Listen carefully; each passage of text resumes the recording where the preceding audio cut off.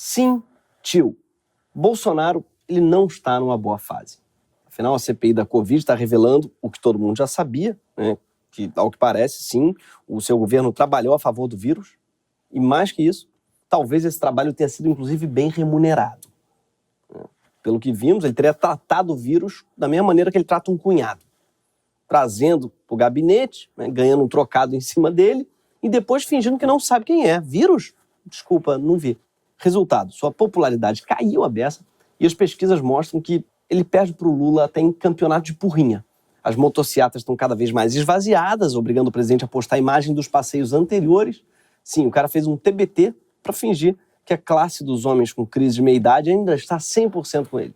Em suas últimas aparições, ele parece um tanto abalado, balbuciando palavras desconectas, né, com forte crise de arroto e soluço, inclusive soltando perdigotos. A crise não é só estética, ao que parece, ela também é gástrica. Entre eles, uma pessoa que me chamou a atenção, dado, obviamente, a sua fisionomia, e perguntei se ela era brasileira. Então, os primeiros 50 quilômetros estão prontos para começar. Sou angolana. No momento, o preço do combustível por tabela, que o preço do petróleo é Angola, em pesquisa? Talvez, em função dos remédios que eu estou tomando. Eu estou com 24 horas por dia com soluço. Ai, que aflição isso. Meu Deus, as pessoas pedem a prisão de Bolsonaro, outros falam, não, tem que ser pior. Tem alguma coisa pior, gente, do que um soluço 24 horas por dia? Eu acho que isso é Deus agindo por linhas tortas, né?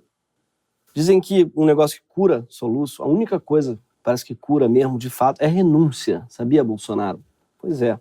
Mas tem gente dizendo que é pior que soluço, que isso aí poderia ser uma úlcera. E pra mim faz sentido, porque a úlcera, ela é uma espécie de rachadinha no estômago. Mas, na verdade, o soluço, ele é um problema do diafragma. Isso também faz sentido. Porque tudo que a gente queria era que a mãe de Bolsonaro tivesse usado diafragma. Bolsonaro ele costuma se meter em várias polêmicas e muitos desconfiam que boa parte delas são cortinas de fumaça para encobrir os problemas do seu governo. Esse soluço, mesmo coincidindo com tantos escândalos, já faz a gente pensar. Será que isso daí não é ele? Já está plantando aí alguma coisa para fugir do debate no ano que vem? Sim, porque ele é capaz de qualquer coisa para fugir de debate, para chamar atenção. E o programa de hoje é sobre essa sua última manobra diversionista, que é trazer a Copa América para o Brasil. Sim, isso depois que a Argentina e Colômbia desistiram de sediá-la. Imagina você estar com a imagem tão fodida que a única solução para mudar o foco é promover um mega evento continental do esporte mais popular do planeta. E nem assim dá certo. Isso, junto com o soluço, é a prova de que, como diz um meme do Galvão e do Tino, Bolsonaro sentiu.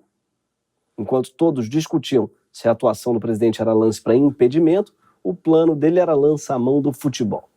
Essa grande distração é infalível, né? Sempre funcionou tão bem para fazer a gente falar de outra coisa. E deu certo, porque enquanto a Copa América aconteceu, todo mundo só falou de outra coisa, que não a Copa América. E para culminar, o Brasil perdeu a final para a Argentina no Maracanã. O pior pesadelo futebolístico possível. Bolsonaro ele virou o nosso pé frio oficial, ele virou o nosso Mick Jagger. O que, aliás, faz sentido, já que os dois foram popularizados no Brasil pela Luciana Gimenez. Talvez o maior pé frio do país seja a própria Luciana. As pessoas elas ignoraram tão solenemente essa Copa que um jogador ele entrou armado em campo. E ninguém falou disso. Mentira, nem o jogador entrou armado em campo. Mas o fato de você ter acreditado prova, né, que você não faz ideia do que aconteceu nessa Copa América. E também que 2021 foi um ano que te condicionou a acreditar em qualquer porra. Vários fatores explicam esse grande flop que foi o torneio, também conhecido como Copa América. O fato é que a gente já não sabe se um jogador morreu ou simplesmente estava disputando a Copa América. A Copa América ela ficou parecendo Dona Xepa, aquela novela da Record, que o Maurício Matar descobriu ao vivo que ninguém assistia. Isso na Record. Posso dar uma dica? Eu vou fazer um bordão que ela faz na novela Dona Xepa. E aí vocês vão dizer o nome da atriz. Adoro!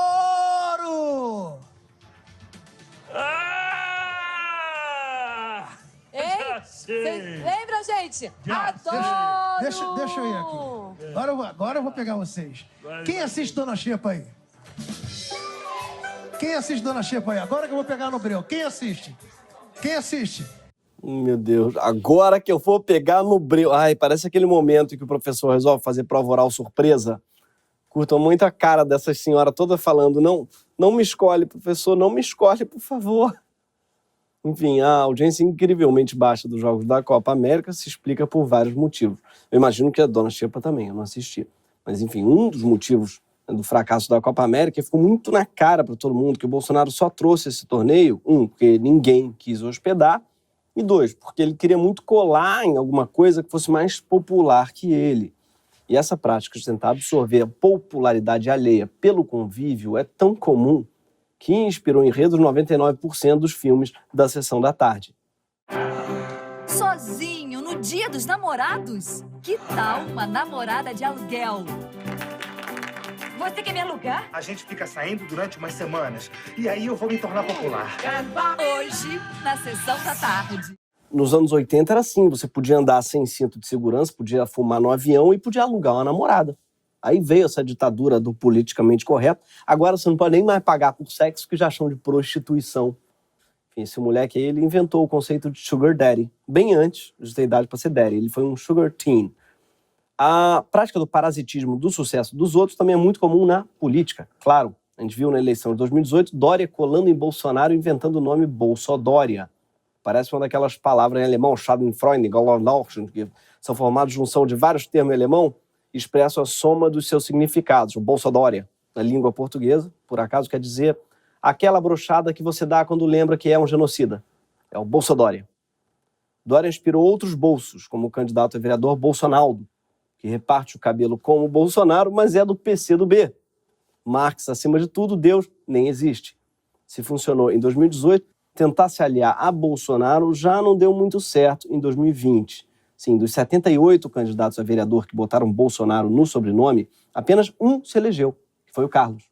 Os outros todos perderam, inclusive o Donald Trump Bolsonaro e o Gargamel Bolsonaro, que eu não entendo como é que ele não se elegeu, associando seu nome a essas duas figuras tão queridas, que são Gargamel e Bolsonaro.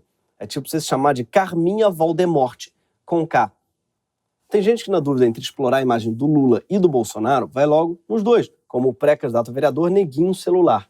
Acho que é isso que o Estadão chama de bolsopetismo, é a terceira via. Enfim, Bolsonaro, vendo seu prestígio cair, abusa do velho truque de tentar colar com a galera popular. Ele tenta se enturmar sem preconceito, seja com os boomers motoqueiros ou com os gamers da geração Z. Mas o principal alvo desse presidente que força a amizade é o universo do futebol, que é o esporte que mais atrai multidões no Brasil. E Bolsonaro fez essa aproximação desde que começou sua campanha para presidente, fazendo aparições em estádios e vestindo camisa de vários times, mais precisamente de 81 times. Foi isso mesmo que você ouviu. Ele já usou o uniforme de 81 times diferentes. Ele trocou mais de time que de partido. Tá aí um presidente que veste a camisa. O interesse de Bolsonaro por futebol sempre esteve sob suspeita. Ninguém tem certeza sobre qual é o seu time do coração, o que é uma maneira de dizer que ele não tem coração. Bolsonaro ganhou seu primeiro nome por causa de um jogador de futebol do Palmeiras, o Jair Rosa Pinto. E por isso se dizia palmeirense em São Paulo e botafoguense no Rio. Palmeiras faz sentido por causa do porco, mas Botafogo não faz sentido por ser uma minoria oprimida. A maior prova da falta de intimidade do presidente com o esporte foi registrada em vídeo. Ô, zagueiro.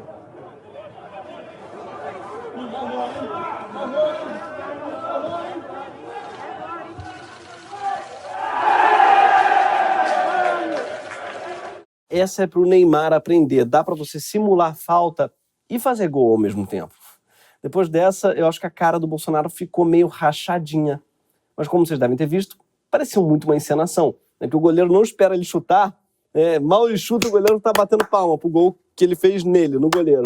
São atuações dignas de Dona Xepa. Não foi surpresa para ninguém quando, no meio da pior pandemia da história, com uma CPI investigando um crime contra a humanidade, escândalo de corrupção explodindo quase todo dia, e a conversa sobre impeachment atraindo cada vez mais gente, o Bolsonaro teve essa ideia de trazer a Copa América para o Brasil em cima da hora. É tipo seu parceiro te pegar pelado com alguém na cama e você pegar o celular e mostrar um meme. Amor, você já viu esses adultos que usam chupeta, hein? Fato é que durante muito tempo a exploração do futebol por Bolsonaro deu certo. A sua eleição teve o apoio de diversos jogadores e ex-jogadores, como Felipe Melo. Aquele mesmo, foi um dos grandes responsáveis pela nossa eliminação da Copa de 2010. Ronaldinho Gaúcho, que viu a pandemia chegar numa cela no Paraguai, e Rivaldo, cujo lance mais famoso foi aquele corta-luz, lance que Bolsonaro deve imitar ainda esse ano com a possibilidade de apagão. Rivaldo seria o único jogador que eu votaria se ele colocasse o sobrenome Bolsonaro, porque ele viraria o rival do Bolsonaro. Bolsonaro se apossou de outro emblema do futebol, que é a camisa da seleção, que já foi motivo de orgulho do passado. Apesar da geração Z provavelmente duvidar disso. Sim, jovens, a amarelinha, que hoje é cringe, já foi uma peça incontornável no guarda-roupa de qualquer jovem nos anos 2000. Eu não sei se ela virou cringe depois do 7-1 ou se foi depois dela ser usada durante as manifestações pelo impeachment da Dilma. O fato é que as coisas se misturam. Tanto é que um cara fez uma performance artística unindo os dois momentos. Ele vestiu uma camisa da Alemanha e saiu driblando os manifestantes pelo impeachment. Bolsonaro tomou para si o uniforme do 7-1 e transformou no uniforme do 17. Agora não dá nem para ver o jogo da seleção sem se perguntar: ué, cadê as babás de branco empurrando o carrinho dos bebês deles? A verdade é que com esses acenos para os torcedores, Bolsonaro foi eleito. Mas ele não foi o primeiro a lançar a mão dessa estratégia de se aproveitar do futebol para turbinar seus números de aprovação. O uso político do futebol tem história e começou praticamente desde a sua criação. Primeiro, ele era considerado um esporte das elites, que fizeram de tudo para que ele ficasse em círculos bem restritos, forçando os atletas a um amadorismo que sobreviveu muitos anos além da sua popularização. E hoje em dia, inclusive, existe um amadorismo retrô, que é quando os clubes não têm dinheiro para pagar o salário dos jogadores justamente por causa do amadorismo das diretorias, que é um amadorismo amador.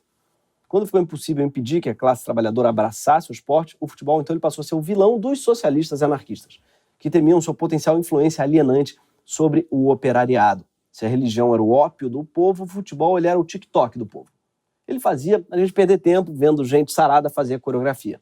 A implicância fazia sentido, porque Mussolini, por exemplo, usou o prestígio e o clima de euforia pelo bicampeonato da seleção italiana nas Copas de 34 e 38 para consolidar sua popularidade e alimentar o fascismo. Os jogadores na época usavam camisas pretas, que era o uniforme do fascismo. Sim, os fascistas originais foram mais espertos e usaram uma cor que emagrece.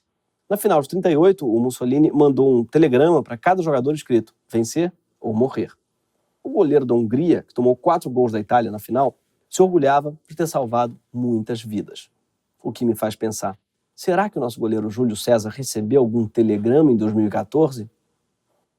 O futebol continuou ganhando popularidade no mundo todo e logo muitos governantes entenderam a importância do esporte para disseminar os seus projetos de poder. Hitler obrigou os jogadores da seleção da Áustria, sua terra natal, a jogar pela Alemanha depois da anexação e durante os anos do nazismo, a camisa da seleção alemã chegou a ostentar uma suástica, o que pode ser conferido nessa pérola do audiovisual. A stacked game. The Third Reich's finest against a ragged bunch of prisoners of war. I don't want to be shot as anything. Victory.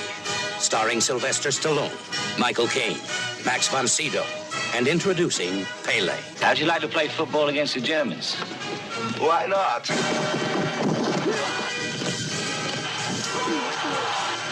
Por que não, diz o Pelé? Bom, talvez porque não deva ser uma boa ideia jogar contra o time da Alemanha nazista na Paris ocupada. Se bem que é menos arriscado enfrentar a Alemanha com o Pelé do que com o Davi Luiz. Esse filme aí que vocês viram existe, se chama Fuga para a Vitória, é uma espécie de Cinderela baiana deles.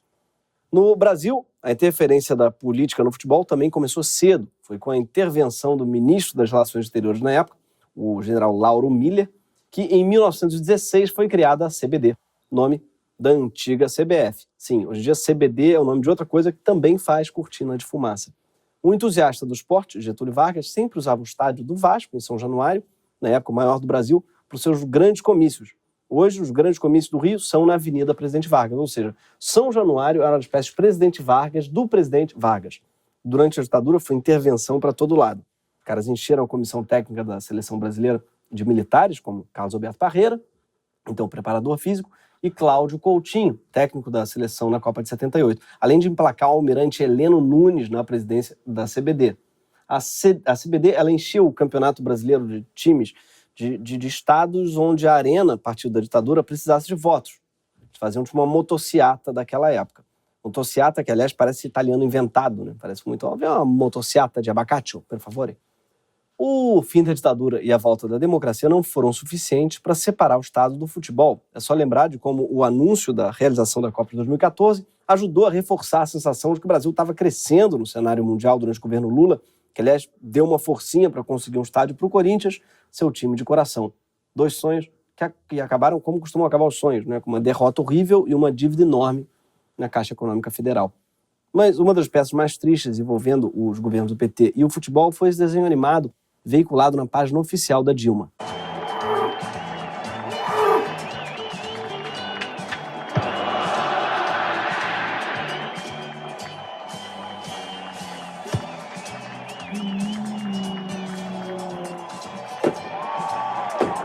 Dos mesmos produtores de Dolinho.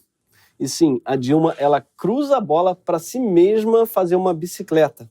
Você vê que até no desenho animado a Dilma joga sozinha, tá isolada, sem aliados, e faz uma bicicleta. Talvez tenha sido aí a sua famosa pedalada. Ou seja, o uso político do futebol não é novidade. O fato novo é que nenhum presidente foi tão tosco na exploração do esporte como Bolsonaro. Assim como o protagonista do filme Namorada de Aluguel, Bolsonaro ele quer ser o sugar daddy do futebol brasileiro. Ele quer comprar o amor dos fãs do esporte, ajudando seus clubes em suas demandas por mais recursos. A cada balançada em sua popularidade, ele aparecia num estádio. Por exemplo, ano passado, quando a pandemia começou, ele se aliou a dirigentes desesperados pela perda de arrecadação das bilheterias para forçar a volta do futebol mesmo com a pandemia, né? Prioridades para ele, né? Porque escola tem que fechar, pode fechar, não tem problema. Mas futebol e culto, aí não pode parar, não. Bolsonaro sempre usou o futebol para dar recado político. Em 2019, no auge do escândalo da Vaza Jato, por exemplo, o presidente levou o então ministro da Justiça, Sérgio Moro, para um jogo do Flamengo para demonstrar o seu apoio.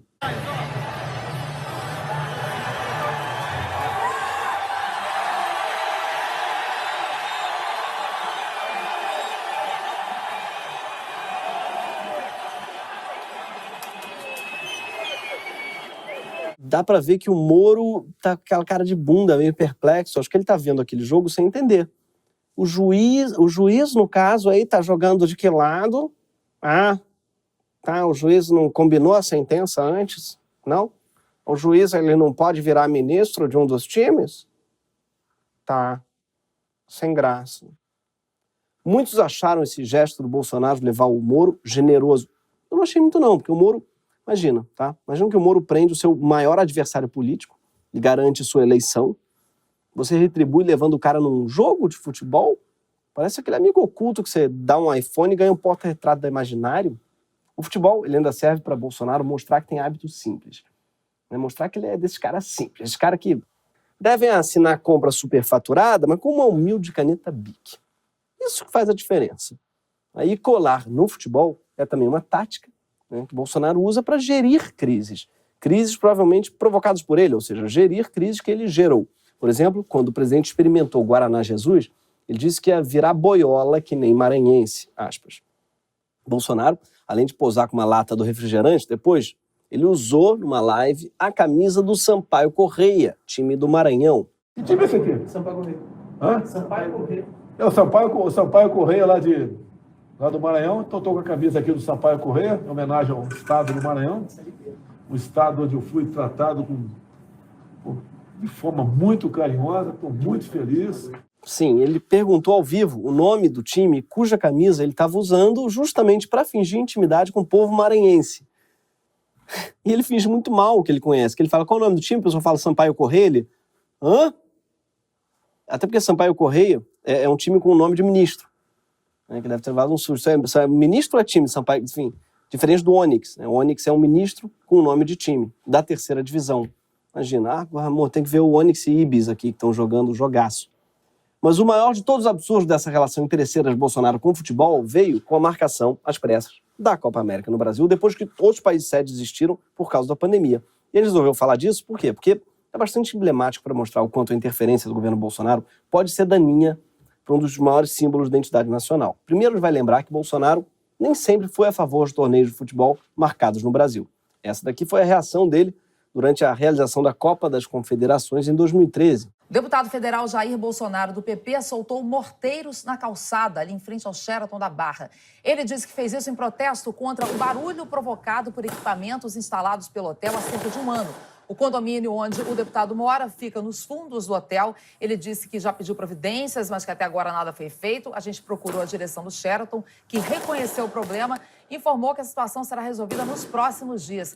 Que recepção para a seleção da Itália que se hospedou hoje lá no Sheraton da Barra. Sim, o cara ficou puto porque o hotel que hospedou a seleção da Itália estava perturbando a paz dos moradores do Vivendas da Barra. Sim, a paz dos moradores do Vivendas da Barra.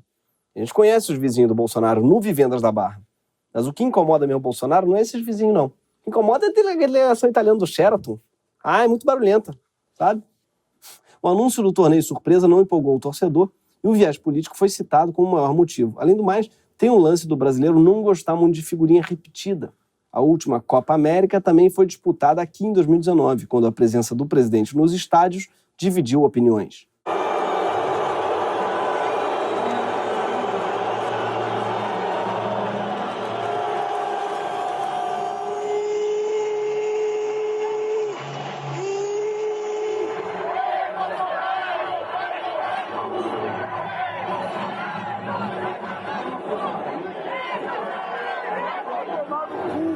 Sim, dividiu opiniões entre a galera que queria que ele fosse se fuder e a que preferia que ele tomasse no cu. Tinha também uma terceira via, formada pelo pessoal que não queria ser obrigado a escolher entre um desses extremos. Para as pessoas tinha que rolar as duas coisas.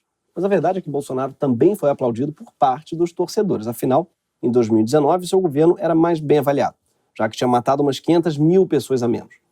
Antes do Brasil entrar no circuito, a Copa América já tinha passado por 2 palcos, a Colômbia, onde a crescente tensão social tornou a realização do torneio impraticável, e a Argentina, que desistiu de sediar o evento por conta da pandemia de Covid.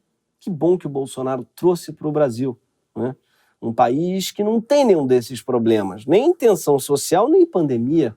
A reação negativa do público fez com que grandes empresas, entre elas a Ambev, Mastercard, desistissem de exibir suas marcas no torneio. As marcas são substituíveis. O SBT ele conseguiu atrair novos patrocinadores, entre eles, acho que vocês vão ficar chocados com isso, a Havan e a cadeia de restaurantes Madeiro, que é uma espécie de hamburgueria de Schrödinger. Ela está, ao mesmo tempo, falindo e passando bem. Jogar um campeonato de futebol sem jogador é mais difícil, então muita gente ficou animada quando a seleção brasileira ensaiou um boicote junto com o técnico Tite, mas no final eles arregaram. Lançaram um manifesto dizendo que eram até contra aí a Copa América, mas que eles iam jogar mesmo assim. Foi a primeira seleção passiva-agressiva da história. Olha, eu jogo, tá? Mas eu jogo contrariado. Eu vou, mas vai ter muito muxoxo. Vocês vão ver só. Ah, queria ir não. O tempo que a imprensa ficou especulando sobre a possibilidade do boicote foi suficiente para que os apoiadores do presidente acusassem o técnico Tite de comunista e fizessem campanha pelo bolsonarista Renato Gaúcho. No governo Bolsonaro, nem técnico é escolhido pelo critério técnico. E tudo isso aconteceu enquanto na CBF rolava um escândalo, que é como costuma chamar qualquer acontecimento associado à CBF. E que terminou com o afastamento do presidente da entidade, Rogério Caboclo, depois de denúncias escandalosas de assédio a uma funcionária muito paciente. Caso não consiga provar sua inocência, o próximo presidente terá que ser escolhido entre 8 vice-presidentes da CBF. Gente, qual é a possibilidade de qualquer coisa dar certo com 8 vice-presidentes? Isso já devia ser proibido, inclusive por constituir aglomeração. E para piorar, Caboclo, que é o sujeito, ele acha que o ex-presidente Marco Polo Del Nero é quem está por trás do seu afastamento. Sim, aparentemente, Del Nero ainda faz articulações, mesmo tendo sido acusado de corrupção e banido do futebol pela FIFA. É tipo você ser banido do mundo pela ONU. E esse próximo presidente da CBF seria o 5º em 9 anos. É o mesmo número de presidentes que a entidade teve em 54 anos. Com tanta bagunça e escândalo, não é à toa que Bolsonaro e a CBF são BFFs. Caso o impeachment ocorra e Bolsonaro se torne inelegível, está aí uma instituição que sempre vai acolhê-lo de braços abertos. O afastamento de Caboclo e a nota de repúdio a favor da seleção acalmaram os ânimos e Bolsonaro ainda conseguiu uma vitória quando o SBT foi escolhido no lugar da Globo para transmitir os jogos. Vitória que ele fez questão de sublinhar, tirando essa foto ridícula com a camisa do Brusque, que tem patrocínio da Havan, apontando para o logo do SBT na tela. Bolsonaro ele é um presidente com alma de varejista. O tiro saiu pela culatra, claro. Além dos baixos números de audiência e da estimativa de alto prejuízo dos investidores, foram confirmados 190 casos de Covid entre membros de delegações, funcionários da equipe de organização e prestadores de serviço. Não só Bolsonaro não conseguiu desviar nosso foco dos escândalos de corrupção e dos crimes que é acusado, como a própria cortina de fumaça ajudou a sublinhar sua incompetência. No futebol, perdemos uma final do nosso maior rival, nosso principal palco, ficamos sem a taça, mas ganhamos de consolação uma nova cepa de vírus. Não teve Copa, mas teve cepa. E Bolsonaro, na minha opinião, merecia o apelido de Dona Cepa. Sim. E você fica reclamando que Bolsonaro nunca te deu nada. Que ingratidão, gente. Com Bolsonaro decaindo tão rápido quanto seu sistema digestivo no atual momento, pode ter certeza de que ele vai continuar tomando medidas desesperadas na tentativa de se agarrar ao restinho de popularidade que ele ainda tem. E é por isso mesmo que a gente precisa salvar o nosso esporte mais querido do assédio presidencial. Eu sei que rola uma má vontade. Talvez você esteja de mal com a camisa do teu time, depois que ela se esfregou no peito nada proeminente do presidente que não sabe fazer flexão. Provavelmente você tem evitado o uniforme da seleção com medo de ser confundido com alguém que é a volta do regime militar ou do voto em papel, e é perfeitamente compreensível. Ainda mais quando o Luciano Huck aparece nos teus pesadelos querendo te vestir à força de verde e amarelo nas manifestações contra o Bolsonaro. Faz de verde e amarelo, cara? Cara, não é proibido não, vai você, porra. O máximo que vai acontecer, você vai tomar uns dribles de um performer. Como chegar pro futebol e falar, se toca, amiga, esse aí só quer se aproveitar de você. Como é que ele vai fazer isso? A gente tem que fazer uma intervenção. A gente precisa falar sobre a separação entre o Estado e o estádio. Vamos lembrar que os primeiros protestos contra o Bolsonaro, ainda no início da pandemia, foi um movimento de torcidas organizadas que deu a primeira resposta ao fascismo. Ainda dá para salvar o futebol desse relacionamento tóxico. Fora Bolsonaro, aqui é estádio laico.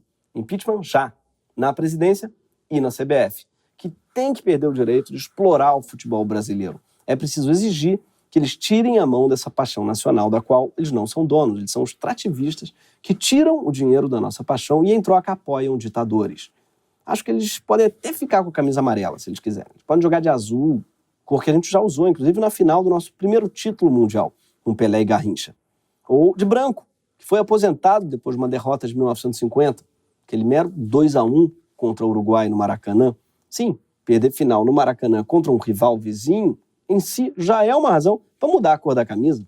E é bom lembrar que o Brasil já usou camisa vermelha em 2 jogos no Campeonato Sul-Americano de 1917. Por acaso, ano da Revolução Comunista na Rússia. Essa é só a informação que eu estou jogando no ar, um trivia, mas é verdade. Enfim, se você não gostar de nenhuma dessas opções, a gente pode jogar sem camisa. Já é melhor que usar uma camisa que o Bolsonaro já usou. O que não dá é para jogar no time dele, e nem para jogar o jogo dele. Esse foi o Greg News.